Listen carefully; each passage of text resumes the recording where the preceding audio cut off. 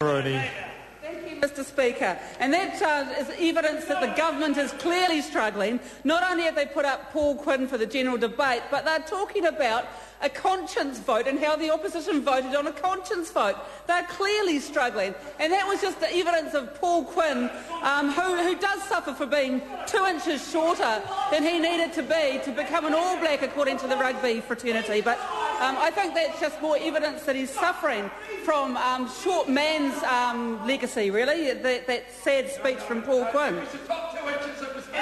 But, Mr Speaker, I want to focus on the poll that is coming up for the government, where we will see whether they are struggling or not, and that's the poll that's about to happen in Mana, because we know that that's going to be a poll on the government's policies. It has to be, because Hekia Parata said she doesn't do second place.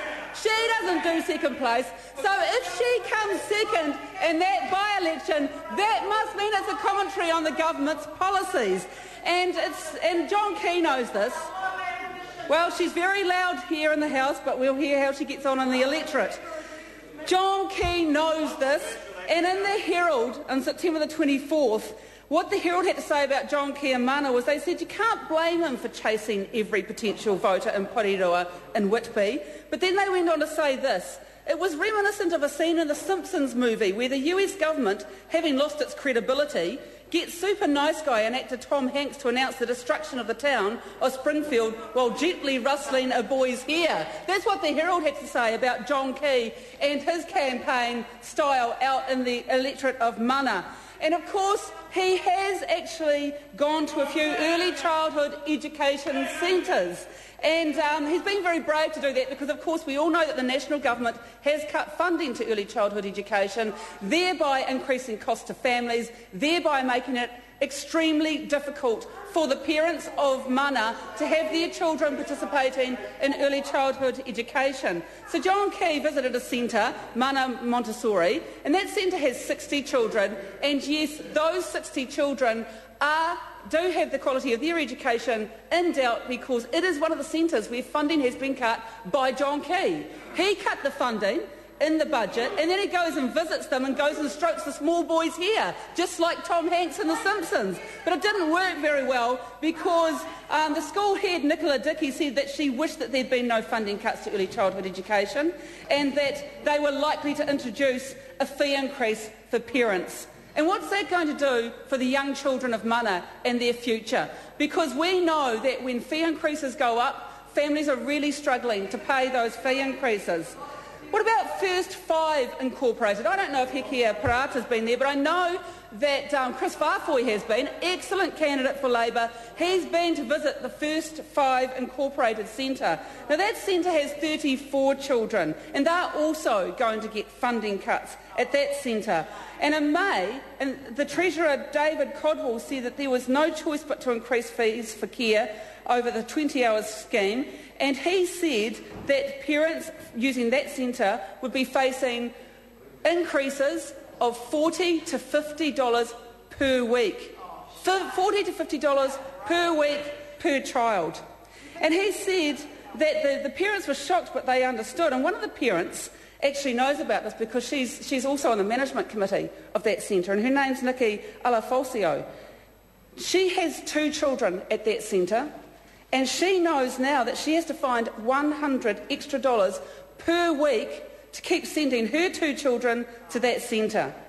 No wonder she's hanging her head. So she's part of the centre's cooperative management group, and she says that if she takes into account other factors like rising GST, another national government policy, she's looking at an extra $10 per day per child, and she says we may need to look at cutting back on family outings or savings. And that's the sort of impact that government's policies are having on the families of Mana. Now, Mrs Alafalcio, she works 30 hours a week, but she said part-time work might not now be viable. I may need to look at going to full-time or looking at another form of childcare just to make ends meet. And then there's Jane Wild, who also has 2 children at that same centre. What she said was that the funding cuts were really stink. That's what she had to say about it. Her son Max receives 23 hours of childcare, and she pays for an extra 4 hours. But she also has a 1-year-old by the name of Cameron, and he goes for 16 hours to that same centre. So she's going to have to pay extra for him, and that's the effect in mana. Chris Auchenvold. Mr Speaker, we've just heard from my parliamentary colleague Sue Moroney, yet again concentrating on mana. It seems to me that Labour is concerned about mana, and indeed they should be, Mr Speaker. They should be, because if they don't get more than their current majority, then it says a lot about Labour. Labour can't even, it seems, run its own caucus. I dread to think how they would try to run the country. Well, yes, but I mean, it really does ask questions. One only needs to look at the votes last night to see that it's at 6s and 7s as a party.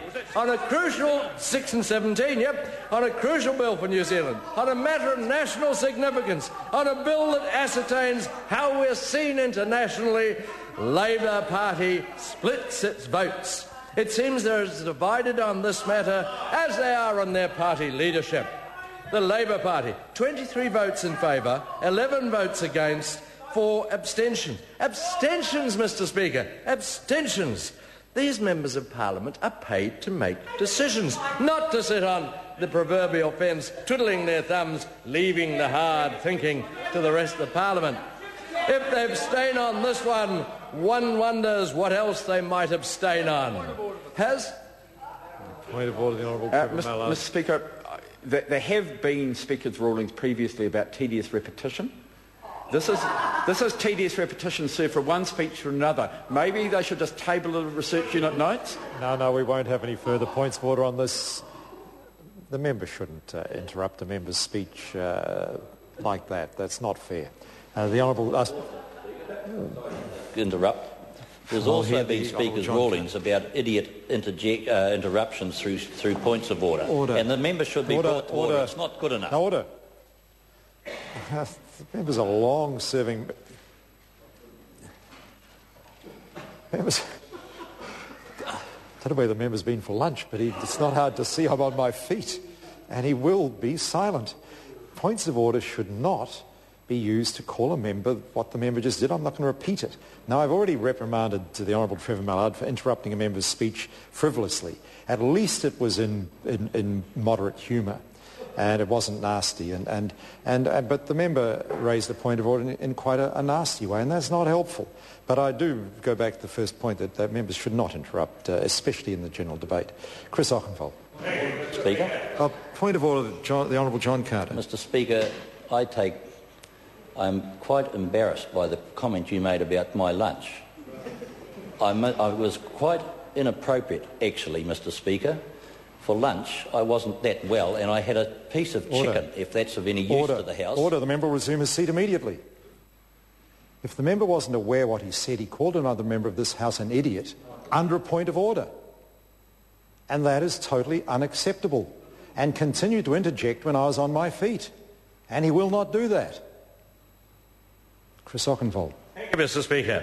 Fortunately, mind you, thinking of the point of order that was raised by the Honourable Trevor Mallard, it's interesting that he talked about repetition, because, goodness me, after wondering who the shadow leader of the House is, one has to wonder at the repetition of his points of order. It's all the time, and it goes on. But let's get back to the point that I know their minds are seized with, and that is, Mr Speaker, the fact that the country cannot afford to be mired in the sort of prevarication that they've made. In military parlance, yesterday's performance by the Labour Party can be seen as the charge of the Labour Extremely Light Brigade. They not only charged in the wrong direction, the wrong way, but they went in all directions at once. My parliamentary colleague, Mr Damien Okada, back in the saddle, I'm told, leapt into the horse and went completely in the wrong direction altogether. And to top it all off, we had a number of desertions from the ranks. Why is it, though, Mr Speaker, on a slightly more serious note, why is it that the Labour Party hate success? They hate success. It seems that anything that might benefit New Zealand, such as the hobbits, such as the cycleways, Labour is dead against, and will do everything it can to vote against it. Are they seriously trying? Is this perhaps a cunning Labour plot to seriously damage New Zealand's tourism potential.